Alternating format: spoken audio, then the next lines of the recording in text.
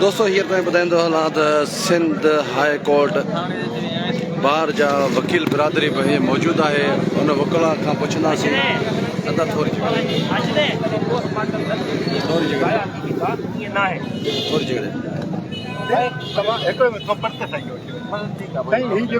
वाक़ियो आहे तव्हां जेको मुसलसिल अॼु बि ॿार जो बाइकाट कयो आहे, तव्हां छा अहिड़ी का पटिशन दाख़िल कई आहे, छा कयो आहे? असां ॾाढी कोशिशि कई, अॼु सुबुह ताईं बि असां कोशिशि कयासीं, असांखे ख़बर पई त जेको वारस जेके लाश दफ़नाइण वञनि था, तॾहिं असां आयासीं। असां मजिस्ट्रेटनि खे दरख़्वास्त ॾिनियूं त तव्हां सरज़मीन ते हलो, तव्हांजी जुज़िमेशन ॿिन्ही मजिस्ट्रेटनि खे ॾियारी वारे खे शहीदनि जा लाश पिया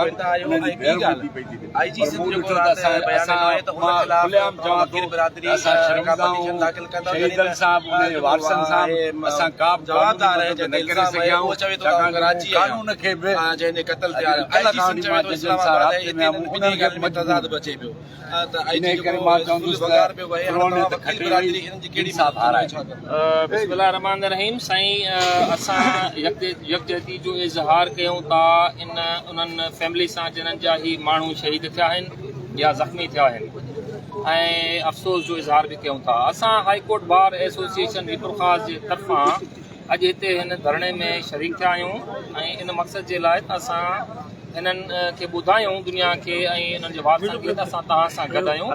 असां तव्हांजी हर मुमकिन मदद कंदासीं, क़ानूनी हुजे या अख़लाक़ी हुजे, जेका बि मदद असां खां तव्हां घुरंदव असां वॉलंटरली बि उहा मदद करण लाइ तयारु आहियूं। IG साहब हिकिड़ी गैर ज़िम्मेदाराना ॻाल्हि कई आहे ऐं जेकॾहिं हू चवे थो त हू इस्लामाबाद मौजूदु हुयो ऐं घणी चवे थो त कराची मौजूदु हुयसि, त जियो फॉरेंसिक CDR इहे सभु पुलिस खे हर बार अचनि था ऐं इहे सभु लोकेशनूं वग़ैरह मालूम थी सघनि थियूं। तंहिंखां पोइ ईअं बि थींदो आहे त सिम मुंहिंजे नाले जी आहे, इस्तेमालु को ॿियो थो करे ऐं उहो इस्लामाबाद वेठो आहे ऐं मां हिते जेको आहे सांगड़ में अची बंदूकूं हलायां ऐं पोइ सुभाणे चवांसि मुंहिंजी लोकेशन त इस्लामाबाद जी आहे। त इहे ॻाल्हियूं करण जूं जेके आहिनि इहे बेबुनियाद ग़लति ॻाल्हियूं आहिनि। इन्वेस्टिगेशन फेयर थींदी आहे त पोइ चाहे हुनजी लोकेशन किथे बि हुजे, जवाबदार मुलविस आहे सरज़मीन ते आहे त उन ते कानूनी कार्रवाई थी सघे। अदालत में को वकील बिरादरी पारां का अहिड़ी का दरख़्वास्त दाख़िल कराई वई आहे 22 जी? इन जी ॻाल्हि जी मूंखे नॉलेज न आहे त 22 बि कराई वई आहे, पर जेकॾहिं कराई वई आहे त हिकिड़ो सुठो अमल आहे ऐं असां पंहिंजे उन्हनि दोस्तनि सां गॾिजी बीठा आहियूं ऐं बीठा हूंदासीं ऐं इनशा ताला मूंखे उमेदु आहे त अदालत जेको आहे इंसाफ़ कंदी ऐं इहो ॻाल्हि बि अलाउ थींदी ऐं FIR लॉन्च थी वेंदी। जी जी, असां हिकु मुतालबो था कयूं गवर्नमेंट ऑफ सिंध खां, जनाब सैयद मुराद अली शाह साहब जेको असांजी सिंध जो वज़ीर आला आहे, उन खां मुतालबो था कयूं ही जेको IG साहब गैर ज़िम्मेदाराना स्टेटमेंट ॾिनी आहे, इन IG खे फिल फौर इन जी छुट्टी कराई वञे, इनखे घर मोकिलियो वञे। ही लाइक़ु न आहे। ही SSP साहब जी सिंध में इहो अलमियो आहे मोकिलियो वेंदो आहे त असांजी कमदारी कंदे, सो असांखे इहे कमदार क़बूल न आहिनि। असीं SSP सांगड़ जी सख़्तु जेको आहे मज़म्मत कयूं था। असां रेज़ोल्यूशन पास कया आहिनि ऐं असांखे जेतिरो बि क़ानूनी अॻिते वञिणो पियो, हाई कोर्ट में पिटीशनूं फाइल करणियूं पियूं त असीं हिननि जे ख़िलाफ़ कंदासीं ऐं असां मुतालबो था कयूं। ऐं अॼु असांजी हाई कोर्ट बार एसोसिएशन वीपुरख़ास पंहिंजे ज़िले में उते पंहिंजो कोर्ट प्रेमिसिस में प्रोटेस्ट बि कयो आहे, एहतजाज बि कयो आहे ऐं पंहिंजो इहो एहतजाज दुनिया खे रिकॉर्ड करायो आहे। साईं, FIR दाख़िल पए हींअर वरसा इहो ॻाल्हि कनि पिया त असां लाश खणूं था। उन्हनि खां असां जॾहिं बार बार इहो पुछियोसीं, उन्हनि चवनि था असांखे धमकियूं आहिनि, असांखे प्रेशर आहे, असांखे चवनि था FIR दाख़िल एतिरियूं थींदियूं तव्हां सोचे नथा सघो, असांजे मथां FIR जूं बि धमकियूं थियनि थियूं ऐं असां उन्हनि जी भरपूर मदद करण लाइ तयारु आहियूं ऐं जेकॾहिं किथां को प्रेशर आहे, को थ्रेट्स हिननि खे आहिनि त असां हाई कोर्ट में इन्हनि जे ख़िलाफ़ एक्शन थी सघे थो। बाक़ी जेकॾहिं भुरसा लाश खणनि था ऐं पंहिंजी मर्ज़ी सां खणनि था ऐं उन्हनि खे इहो सुठो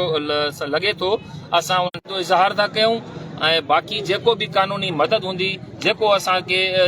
जेको आहे सो वारिस चवंदा असां हुन सां गॾु बीठा हूंदासीं चाहे उहो सेशंस कोर्ट हुजे चाहे उहो हाई कोर्ट हुजे चाहे उहो सुप्रीम कोर्ट हुजे छा असां एतिरा इख़्तियारात हिन वटि तव्हां जेको सो सेशन जज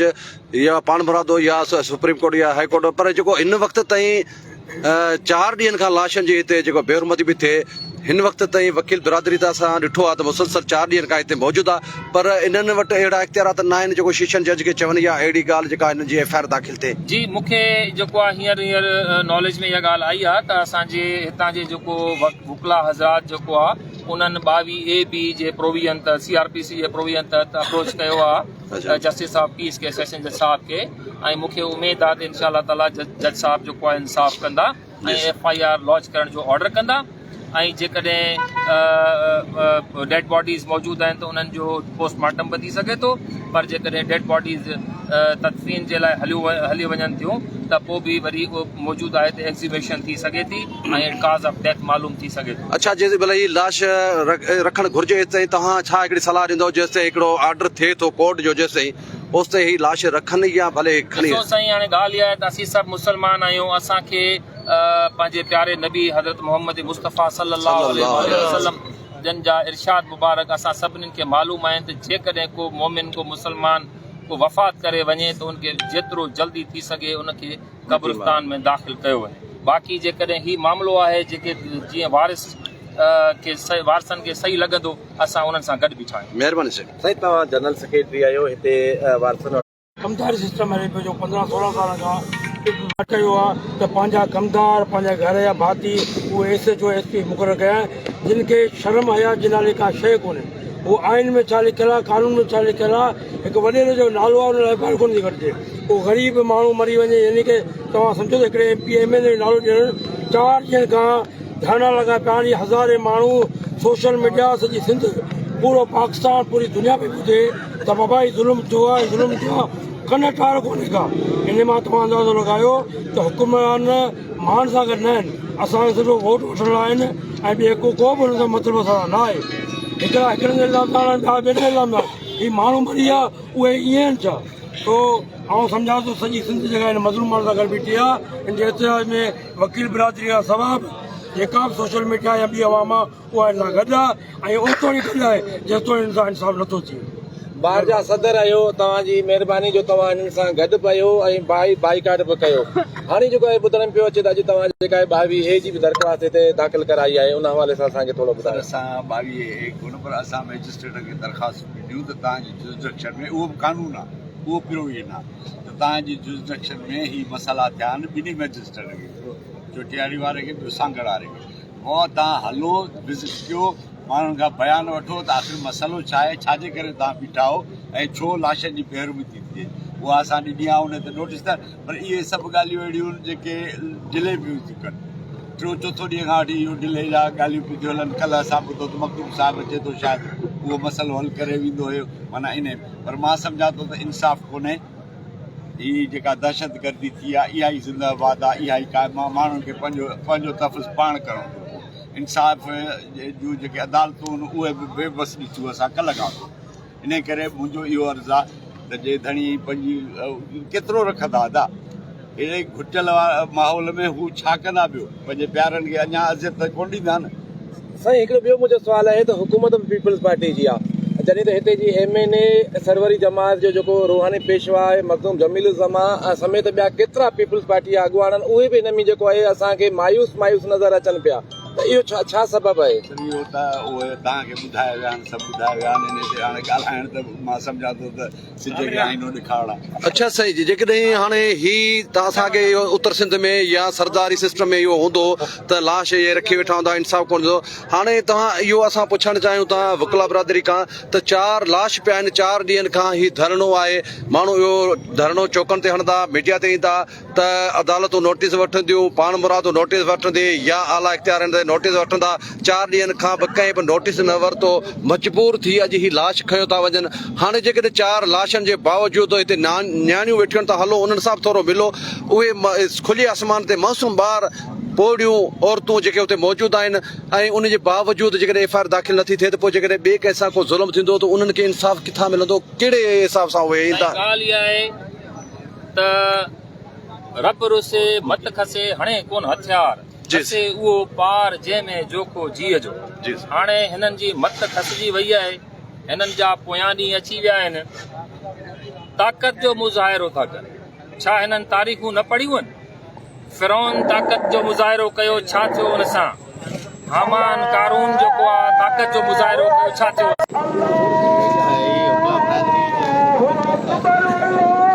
दोस्तों असांखे ॿुधाए सघां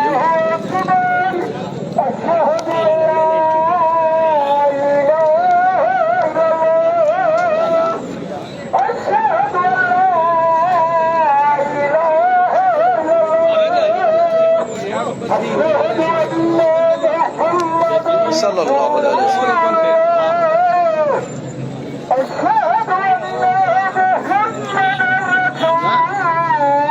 लाश दफ़न था कयूं, हू त लाश दफ़न हुननि जी मजबूरी ख़तमु थी, मजबूरी ख़तमु थियण खां पोइ थींदो छा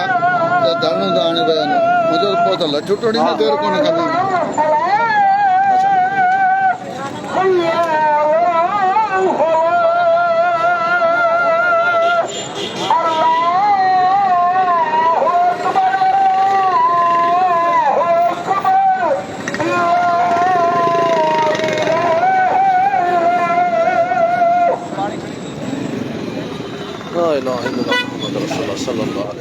दोस्तों हितां ई ॿुधायूं पिया और जमायत जी अहम शख़्सियतूं हिते मौजूदु आहिनि। असां तव्हांखे ॿुधाईंदा हलूं दोस्तों, आउं मीडिया सां गॾु इंसानी हक़नि जी तनज़ीम HR जे ज़ांगड़ जो सदर बि आहियां। उन जी हैसियत सां ई आउं ड्यूटी सर अंजाम ॾेई रहियो आहियां ऐं असांजो चेयरमैन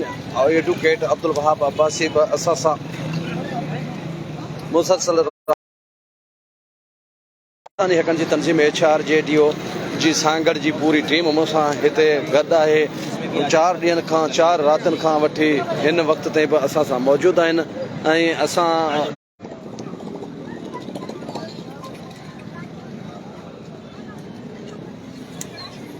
अस्सलाम वालेकुम साईं लाल माली PTI अॻवान उहो बि हींअर हिते पहुतो आहे। तव्हांखे ॿुधाईंदा हलूं त PTI जी क़यादत कल्ह सूबाई सदर PTI जी जेका सूबाई क़यादत जेका हिते मौजूदु हुई ऐं हींअर जेको सो ही लाल माली PTI अॻवान उमरकोट खां हिते आया आहिनि। ही लाश जेके हिते मौजूदु आहिनि हिननि जो तव्हांखे ॿुधाईंदा हलूं। ही मुश्ताक जूणे जो PTI जो डिविज़नल सदर ऐं ही लाल माली PTI अॻवान जेको हिते मौजूदु आहे।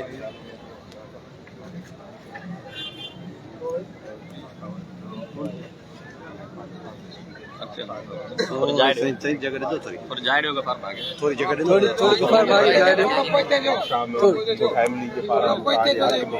साईं थोरी देरि भरे वठां।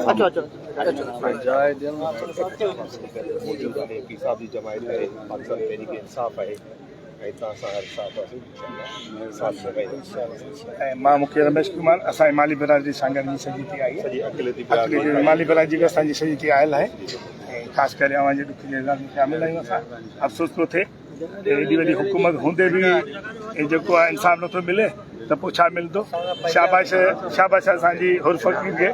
ऐं जमात खे सलाम आहे ऐं ख़ासि करे असांजे सांगड़ वारनि खे सलाम आहे जो अवां जे हर ॾुखे वक़्त में शामिल आहिनि। बिल्कुलु तव्हांजे सिंध सां गॾु बीठी आहे, सांगड़ जी ॻाल्हि न आहे, पूरी सिंध सां गॾु बीठी आहे।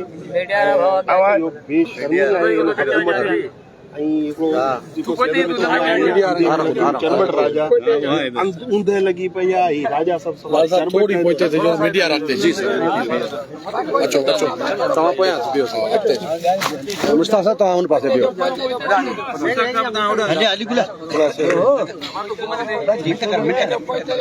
थोरो बाबा थोरो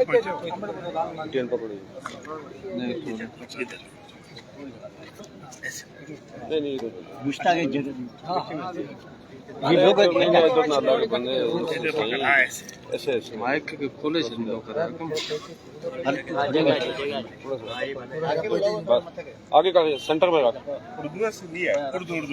उर्दू में बताओ, बस हिंदी में बताइए। है, उर्दू भी है। सर क्या कहेंगे, यहाँ पे आप अभी पहुंचे हैं और आपने देखा कि 4 दिन से यहाँ पे लाशें पड़ी हुई हैं और यहाँ पे किसी को कोई इंसाफ जो है नहीं मिल रहा। सिंध हुकूमत अभी तक किसी भी किस्म का कोई FIR दर्ज नहीं कर रही। देखें, इंतहाई दुख और अफसोस की बात है। ये सूबा सिंध है जो एक माला माल सूबा है। आज जो उसकी अवाम के साथ इस तरह का जुल्म और जबर हो रहा है, ये पाकिस्तान और सिंध की तारीख में देखने के लिए नहीं मिलता कि जहाँ पर इस तरह दिन दहाड़े